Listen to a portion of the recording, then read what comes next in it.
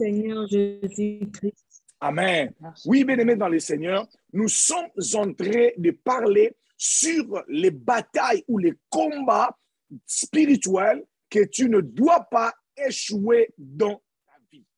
Mais la vie est un combat. La vie chrétienne est un combat.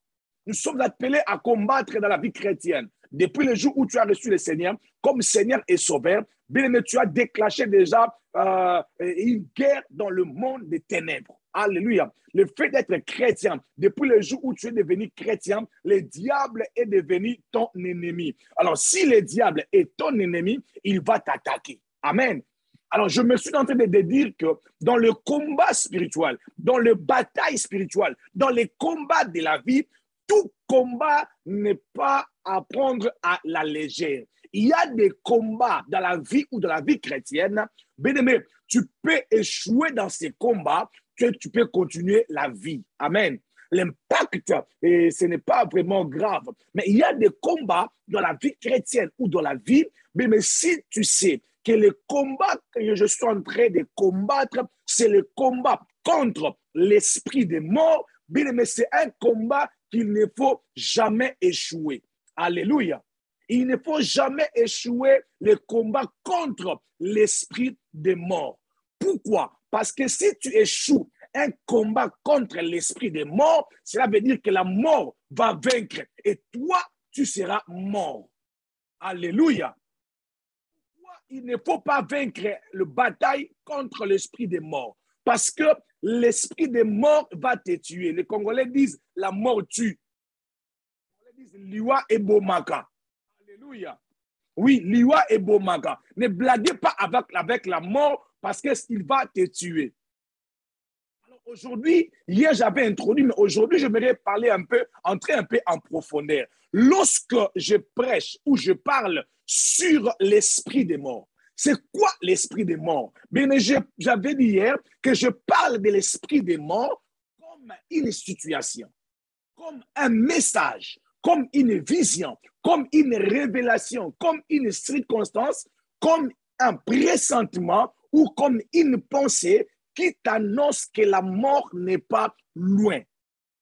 À chaque fois que tu sens les pensées, à chaque fois, Dieu vient te dire que, attention, la mort n'est pas loin de toi, mais il faut combattre contre la mort. Même si c'est Dieu qui te dit, la mort est devant toi, tu peux combattre comme Ézéchias et rester en vie. Alléluia. Alléluia. Même si le message vient de Dieu, même si un prophète te dit, je vois un esprit de mort dans 2 jours, mais tu peux prier et continuer à vivre. N'aie pas peur d'un message qui t'annonce la mort. Au contraire, sois très content parce que Dieu t'a révélé afin que tu puisses combattre cet esprit et rester en vie. Ne te fâche pas, oh, on m'a dit l'esprit des morts. Non, si Dieu te convainc que ce message est vrai, bien aimé, prie sérieusement. Prends les mesures qu'il faut afin de ne pas échouer dans ces combats. Amen. Que le Seigneur Dieu vous bénisse. Alors, j'avais dit que l'esprit des morts, je suis en train de parler de l'esprit des morts comme une situation. Mais il y a des gens qui traversent des situations. Quand tu es dans cette situation, tu vois la mort près de toi. Hier, une soeur m'a appelé, m'a dit, pasteur, merci pour ce message parce que je pensais à me suicider. J'avais l'impression comme si la mort était proche. Je n'avais plus le goût de la vie. Je voyais comme si la solution pour moi, c'était de mourir. Il y a beaucoup de gens qui se trouvent dans de telles situations. David a dit que lorsque je marche dans la vallée de l'ombre de la mort, je ne crains aucun mal. Il arrive des fois que tu passes dans une situation où tu sens comme si la mort n'est pas loin. Et quand tu sens une telle chose, ne te laisse pas. J'avais dit encore hier, à chaque fois que la mort vient, nous sentons. Tu peux sentir que la mort n'est pas loin de toi. Oui, c'est possible de sentir l'esprit des morts quand ça arrive. Je dis avec expérience, pas je l'ai expérimenté. Les gens qui l'ont expérimenté, ils le disent. Les gens qui ont expérimenté cela, ils disent que non, toute personne qui meurt, souvent, ils pressentent que non, comme si la mort n'est pas loin. Même ceux qui ont risqué la mort, ils vont vous dire, non, des fois, ils sentent que non, la mort était tellement proche. À chaque fois que tu as la mort proche de toi, c'est le bon moment pour toi de se lever et de remporter la victoire. Amen. Il ne faut pas se laisser. Quand tu sens que la mort n'est pas loin, bien-aimé, ne te laisse pas. Bats-toi. Amen. À rester en vie et tu vivras. Que le Seigneur Dieu vous bénisse. Alors aujourd'hui, j'aimerais parler, hier j'avais dit que je parlais de la mort en général, mais j'aimerais un peu entrer en profondeur de savoir un peu la mort qu'il s'agissait. Quelle mort s'agissait-il? Alors, lorsque la parole de Dieu parle de la mort, ou lorsque la Bible parle de la mort, ou lorsque je parle de combat contre l'esprit de mort, mais vous devez savoir une chose. La mort n'est pas seulement la mort d'une personne. D'abord, lorsque la Bible parle de la mort, il s'agit d'une perte définitive. Lorsque la parole de Dieu parle de la mort, lorsque nous parlons de l'esprit de mort, il s'agit d'abord d'une perte définitive. Autrement, je peux dire ceci. La mort, c'est toute perte définitive. Ça veut dire, la mort, c'est toute chose ou toute personne que tu perds du bon. Alléluia. Alléluia. Je répète encore. Lorsque nous parlons de l'esprit des morts, ou lorsque nous parlons de la mort, c'est avant tout toute perte. Mon son est bien? J'ai comme l'impression qu'il n'y a pas. Est-ce que mon son est bien? Est-ce que tout le monde m'entend très bien? Alors, je disais ceci. La mort, avant tout, perte définitive. C'est pour cela que nous utilisons souvent les termes « j'ai perdu mon frère »,« j'ai perdu ma mère »,« j'ai perdu un être cher ».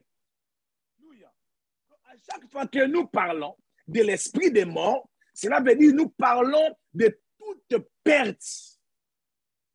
Quelque chose que tu es en train de perdre, pas pour le retrouver, mais que tu es en train de perdre pour du bon. Alléluia. Lorsque l'esprit des morts vient dans ta vie, l'esprit des morts vient voler, vient pour voler ton mari, vient pour voler ton travail, vient pour voler ta santé, mais pour que tu ne puisses plus récupérer cela. Alléluia. Donc, quand je parle de l'esprit des morts, ne pensez pas seulement une personne dans le cercueil qui ne parle pas, qui ne bouge pas. Non, pas seulement ça. Mais la mort est aussi toute perte définitive. Cela veut dire toute perte définitive. Cela veut dire toute chose que tu perds pour du bon. Alors, déjà par cette définition, tu vas te rendre compte ou tu vas comprendre que ce n'est pas seulement les êtres humains que nous perdons. Ce n'est pas seulement les êtres chers que nous perdons. Tu peux aussi perdre ton mariage pour du bon. Alléluia. Tu peux aussi perdre ta santé pour du bon. Tu peux aussi perdre ta destinée. Il y a des gens qui vivent sur la terre, mais qui ont déjà perdu leur destinée. Comment? Jusqu'à ce qu'ils vont grandir, ils vont vieillir, ils ne vont plus les récupérer. Bien aimé, toutes choses que tu as perdues pour du bon, laisse-moi te dire que cette chose est déjà morte. Alors, tout ce qui est mort nécessite une résurrection. Alléluia. Amen. Amen. C'est pour cela que je vais revenir pour vous dire, laisse-moi vous dire, vous et moi, nous avions besoin de la résurrection. Alléluia. Parce qu'il nous arrive de perdre les choses. Les gens qui ont perdu des opportunités. Perdu l'opportunité de voyager. Tu as perdu l'opportunité de rebondir la vie. Beaucoup de gens ont perdu cela. Ils ne savent même plus comment est-ce que je vais encore m'en sortir dans cette vie. Parce qu'une perte qui est définitive, on ne sait plus les retrouver. On ne sait plus la retrouver. Quand tu perds quelque chose pour du bon, tu ne sais plus retrouver cela. Bien, mais je voudrais te dire une chose.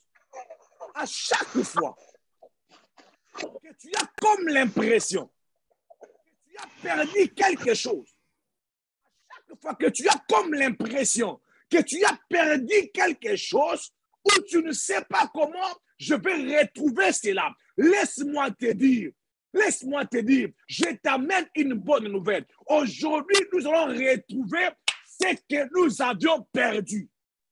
Alléluia. Amen. Amen. Nous allons retrouver ce que nous avions perdu. Je ne sais pas qu'est-ce que tu as perdu. Mais le problème avec la mort que j'avais dit hier, avec la mort, lorsque tu perds quelqu'un, tellement que tu sais que tu ne vas plus retrouver la personne, tu perds aussi la foi. Tu n'as plus la foi parce que tu sais que j'ai perdu cela, j'ai perdu ce mariage, j'ai perdu mon élévation pour du bon. C'est pour ça que tu n'as plus de foi. C'est pour ça que tu ne crois plus. Mais aujourd'hui, je suis venu avec une onction particulière de la part de Dieu, que tu puisses retrouver ce que tu as perdu. Amen. Bien-aimé, la mort n'est pas seulement une perte définitive, mais la mort est aussi une sécession, une fin ou un arrêt complet. Cela veut dire quoi? Lorsque nous parlons de la mort ou de l'esprit de mort, cela veut dire que non, les choses cessent. Cela veut dire que c'est la fin, en fait. C'est la fin ou l'arrêt complet de quelque chose ou d'une vie. Lorsqu'une personne meurt, son cœur ne bat plus. Son cœur arrête de battre, pardon. Son cœur ne fonctionne plus. Tout son corps ne fonctionne plus. La personne arrête complètement. C'est ça qu'on appelle la mort. Mais à chaque fois que tu prends le temps de penser sur ta vie, mais il y a des gens qui sont en train, après qu'il est en train de suivre mon message, il a comme l'impression que sa vie a arrêté de fonctionner. Vie. Mais sur le plan professionnel, les choses n'évoluent plus. Sur le plan professionnel, les choses n'avancent plus. Laisse-moi te dire, si tu vis de telles choses, mais la mort est déjà entrée dans ta maison. Combien de vies sont arrêtées, qui ne fonctionnent plus? Si nous parlons, non, une personne est morte. Mais les médecins font quoi? Ils viennent voir si la personne est en train de, si son cœur est en train de battre. Alléluia. Mais si son cœur continue à battre, mais la personne, on peut encore garder la personne. On peut encore garder la personne. On peut encore chercher à sauver la personne. Mais c'est pour cela qu'il y a beaucoup de gens qui ne font plus l'effort même d'étudier. Il ne fait plus l'effort même de chercher le travail. Il ne fait plus l'effort même de se faire belle. Parce que pour elle, elle a comme l'impression qu'il ne va plus se marier. Alléluia. Alléluia. Mais lorsque nous parlons encore de la mort ou de l'esprit de mort, mais la mort est aussi un point ou un terme à l'existence. C'est-à-dire que, vous savez, lorsque tu écris une phrase, tu mets le point, ça veut dire que la phrase est terminée. La phrase est terminée, donc c'est fini. Il y a beaucoup de vies. Il y a beaucoup de familles. Il y a beaucoup de gens qui vivent comme si un jour, les choses ont arrêté de fonctionner dans leur vie. Les choses ont arrêté de fonctionner dans leur vie. Je ne sais pas si tu vis ces choses ou non. Depuis quand? Pendant que je suis en train de parler, il y a tellement beaucoup de directions, je suis en train d'essayer d'épingler des directions à chaque personne, de chaque personne. Il y a même des gens qui réalisent, qui peuvent s'asseoir et se réaliser qu'il y a de cela 5 ans que tout a eu fin. Tu peux être là, tu peux te dire, moi, depuis 2015, que les choses sont arrêtées. Tu peux être là, tu peux s'asseoir, regarder, tu peux s'asseoir, commencer à penser sur ta vie et tu te rends compte que ça fait presque 5 mois que les choses ont bloqué. Les choses ont bloqué, les choses ne fonctionnent plus comme il fallait. Mais lorsque tu réalises ça, laisse-moi te dire, la mort est déjà entrée. Mais la mort est aussi ce qui a cessé de vivre ou de fonctionner. Et la mort est aussi un sommeil définitif. Donc, pongi moko ya libela. C'est pour cela que Jésus, parlant de la mort de Lazare, Jésus a dit, Lazare, notre ami, dort. Donc, Jésus a comparé la mort avec le sommeil. Il y a beaucoup de gens qui sont en train de vivre comme si les choses de leur vie, les situations qu'ils traversent sont en train de dormir. Et physiquement parlant, tu peux réaliser comme si les choses sont un peu lentes. Tu vis comme si tu vis dans un rêve. D'autres même, cela peut t'amener même à commencer à rêver. Tu rêves tellement beaucoup parce que tu vis dans un profond sommeil. Mais je déclare, si ta mort est comme le sommeil, je déclare que tu te réveilles dans le nom puissant de Jésus-Christ. Que tu te réveilles dans le nom puissant de Jésus-Christ. Mais j'étais en train de dire ceci. Tu peux perdre une personne. Tu peux perdre un membre de ton corps. Tu peux aussi perdre ta vie de prière. Il y a beaucoup de vies de prière qui sont mortes. La personne priait, mais la personne ne prie plus. Si tu priais, ça fait 5 ans, ça fait 10 ans, mais au moment où nous parlons, tu ne pries plus. Tu as perdu ta vie de prière. Laisse-moi te dire clairement, tu n'as pas seulement perdu ta vie de prière, mais ta vie de prière est morte. Alléluia.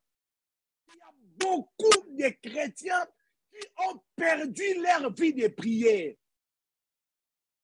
Quelqu'un qui est mort, vous pouvez mettre le feu sur lui. Il ne va rien ressentir. C'est pour cela que même quand tu traverses des situations compliquées, tu ne sens même pas le courage de prier parce que ta vie de prière est vraiment morte.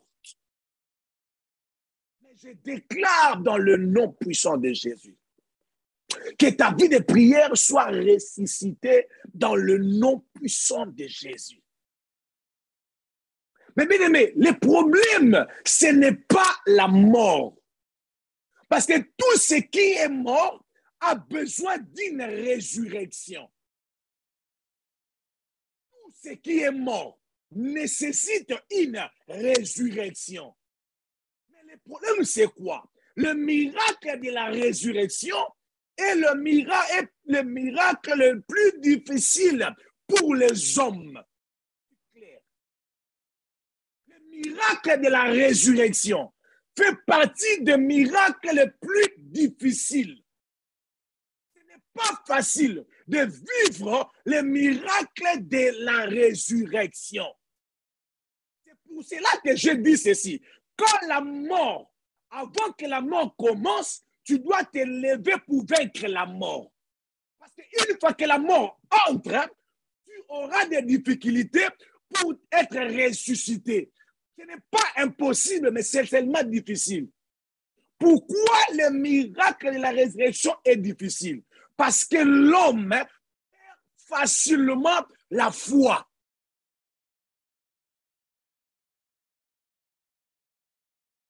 Donne-moi un amen, j'avance. Amen. Amen. Merci. Merci. J'ai dit ceci. Le miracle de la résurrection fait partie des miracles qui n'est pas facile à croire. Les hommes, je dis bien. Ce n'est pas facile à expérimenter pour les hommes, je dis bien. Mais pour Dieu, rien n'est impossible. Alléluia. Alléluia. C'est pour cela, lorsque Jésus est arrivé à la maison de Marie et Marthe, il a demandé à Marie et Marthe, où l'avez-vous mis? Marie a dit, Seigneur, si tu étais là, il n'allait pas mourir. Jésus demande, mais où l'avez-vous mis? Je vous ai dit, je suis la résurrection et la vie. Écoute la réponse de Marie. Je sais qu'il sera ressuscité, mais au dernier jour. Oh, Jésus lui dit encore, Marie, celui qui est devant toi, il est la résurrection et la vie. Amen. Amen. La résurrection Amen. et la Amen. vie. Mais Marthe et Marie étaient en train de continuer de vouloir convaincre Jésus qu'il est impossible qu'une personne qui est morte après 4 jours, qu'il soit encore ressuscité. Ajouter encore un autre argument pour dire, Seigneur, il sait déjà. Oh my God. Mais il y a beaucoup de gens. Quand même, je parle avec eux comme pasteur. Quand j'essaie de leur faire voir que ta vie ne sera pas comme ça. Regarde, à Oseka.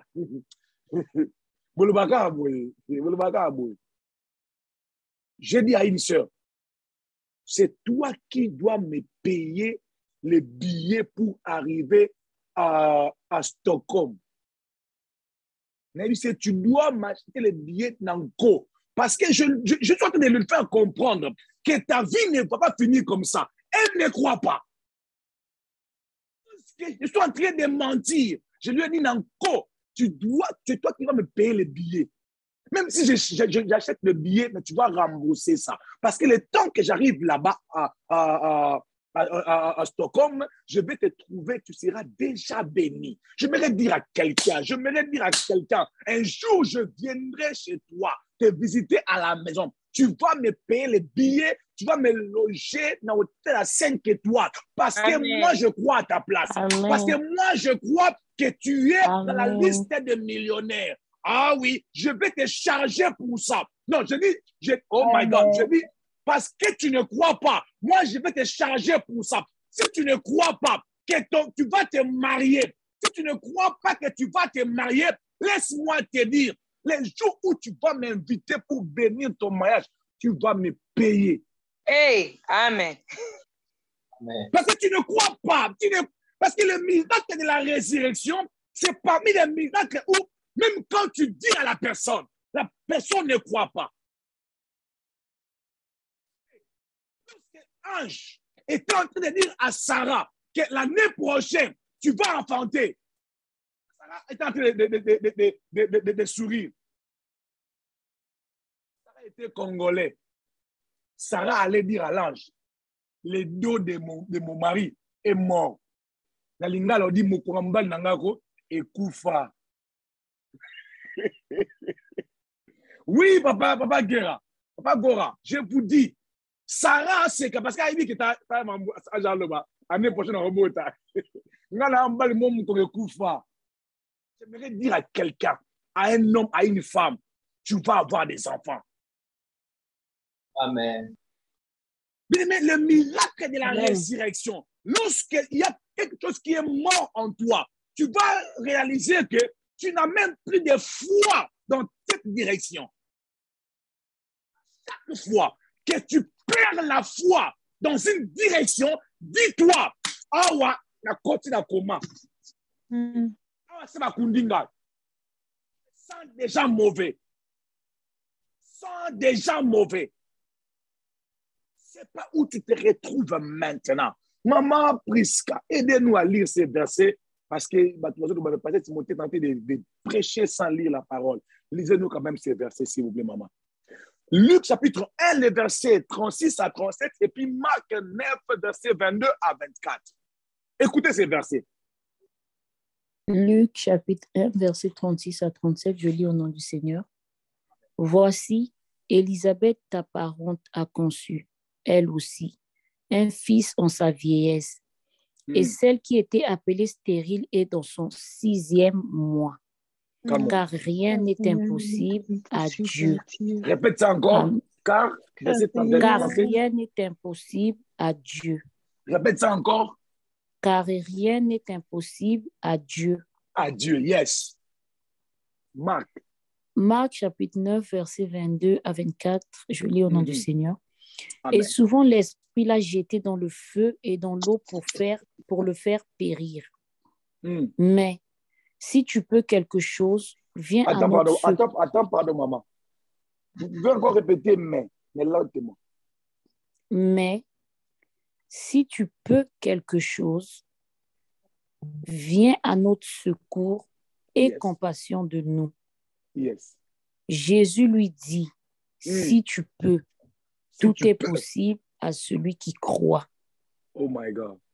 Aussitôt le père de l'enfant s'écria, je crois, viens au secours de mon incrédulité. Amen. Il me dit après moi, viens au secours de mon incrédulité. Viens au secours de mon incrédulité. Sois honnête, dis, viens au secours de mon incrédulité. Viens au secours de mon incrédulité. Amen. Amen. Bien-aimé, j'aimerais laisser ce verset ici pour expliquer une chose. Dans le verset 7 de Luc 1, la Bible dit que rien n'est impossible à Dieu.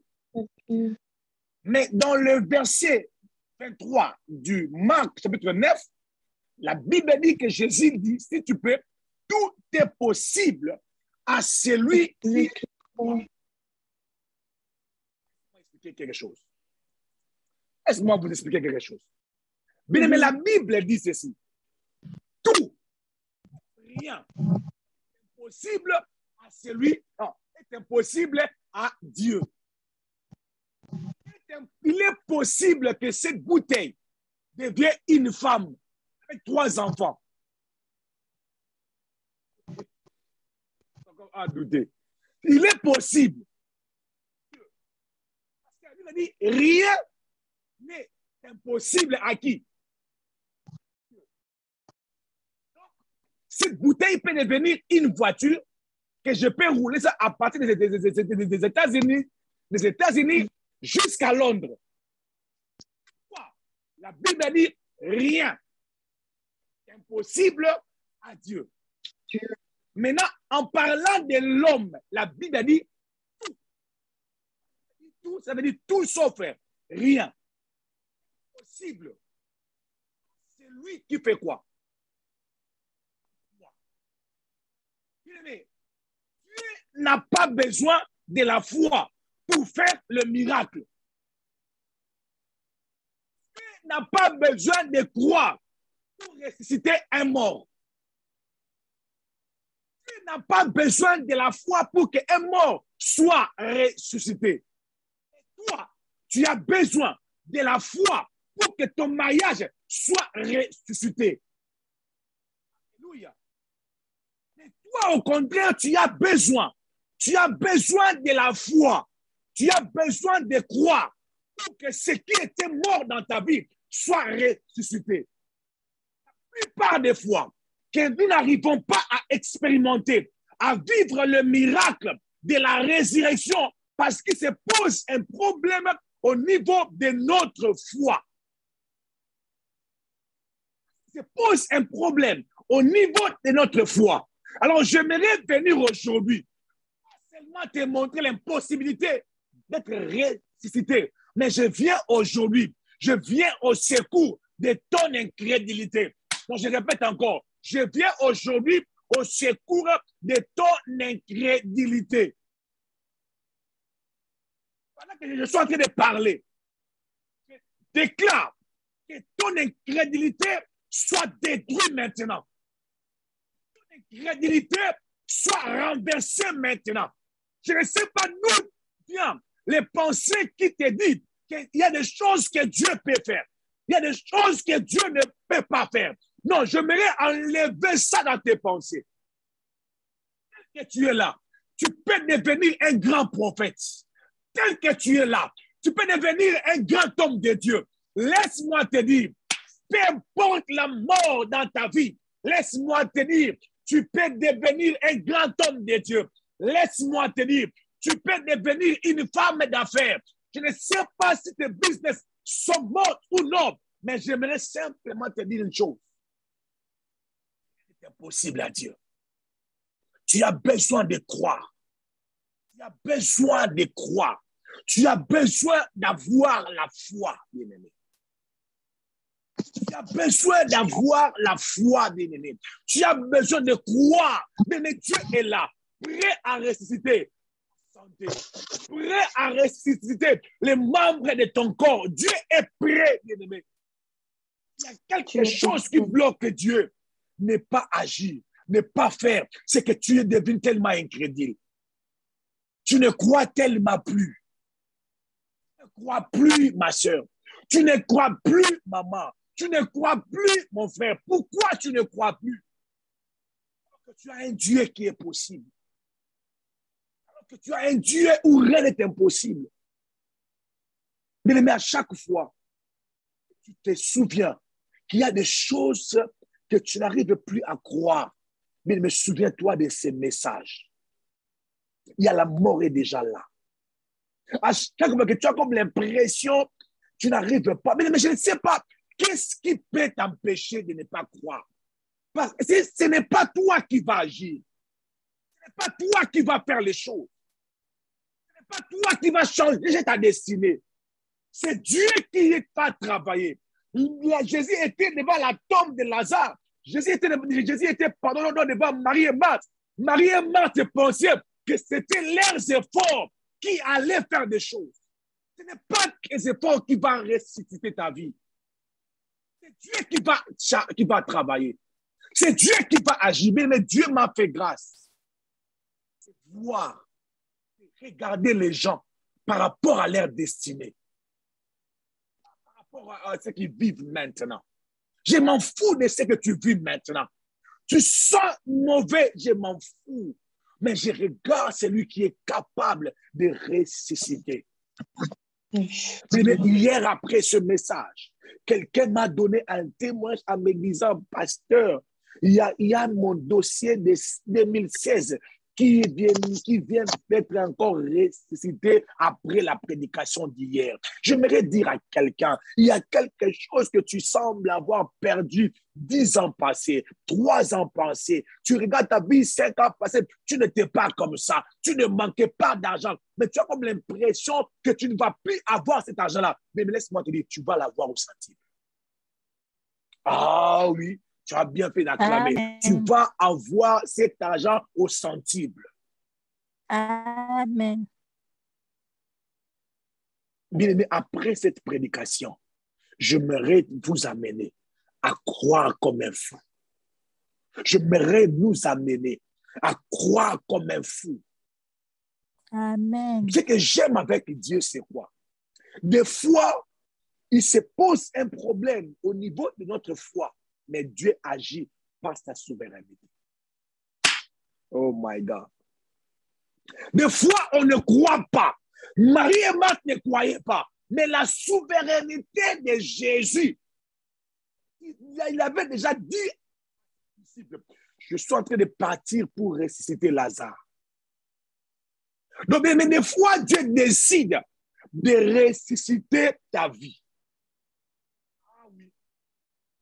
Message vient devant tes oreilles. Dieu a déjà décidé de ressusciter ton mariage. Dieu a décidé. Cela ne dépend plus de ce que tu crois ou non. Parce qu'il y a des fois, on ne croit pas, mais Dieu agit par sa souveraineté et par sa fidélité. Oh, je sais que pendant que même que je parle comme ça, tu es en train de continuer à douter, mais je lève mes mains pour dire à Dieu que sa souveraineté s'élève maintenant. Parce qu'il y a Divine qui ne croit plus. Parce qu'il y a Pamela qui ne croit plus. Parce qu'il y a Jetou qui ne croit plus. Parce qu'il y a, oh malabre sous malabre. Parce qu'il y a un Naomi qui ne croit plus. Mais je lève mes mains pour dire à Dieu, fais quelque chose. Pas pour honorer la foi des parfaits, mais pour honorer ta gloire. Amen. Fais quelque chose Amen. pour ta gloire. Amen. Je ne crois plus.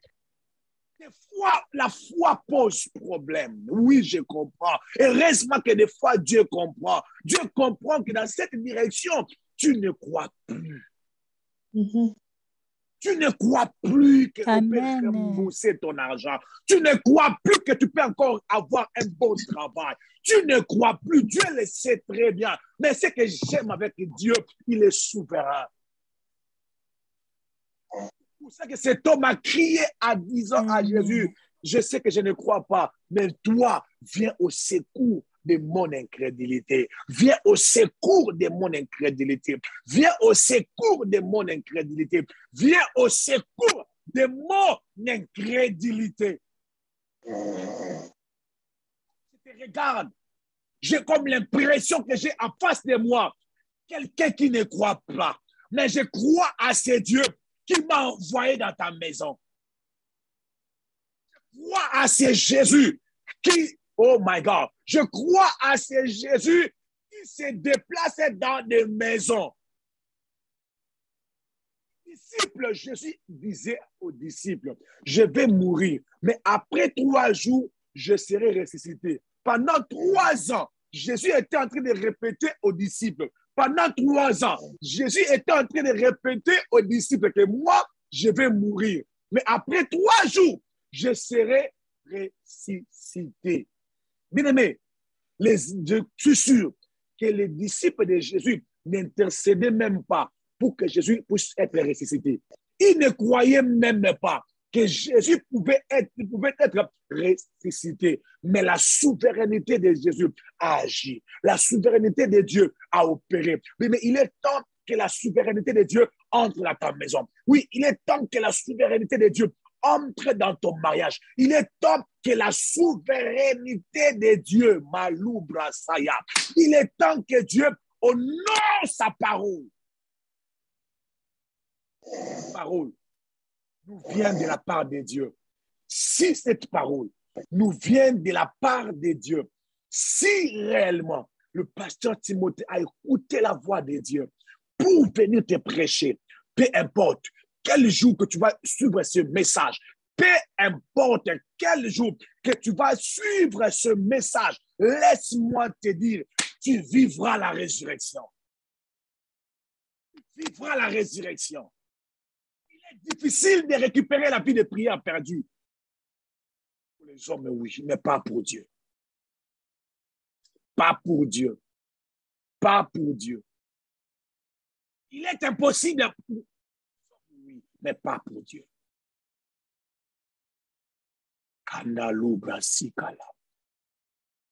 Je suis en train de voir des célébrations et des célébrations. Pendant que je suis en train d'atterrir avec mon message, je suis en train de voir ce Jésus qui visite les gens dans leur maison. Je suis en train de voir un Jésus qui est en train de dire, ce n'est pas vous qui m'avez choisi. C'est moi qui vous ai choisi. C'est moi qui ai choisi de ressusciter ta vie. Non, c'est moi qui ai choisi d'amener la résurrection dans ta vie. Oh my God. Il y a un Dieu qui a décidé de ressusciter ta maison.